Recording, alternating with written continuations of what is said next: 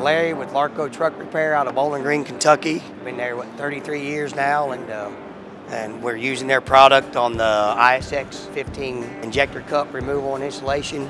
We've done it 4 times now. Works out good. It's efficient for the customer. With the parts going up on the Cummins and the heads and all that, this is a great solution to fix their problems with.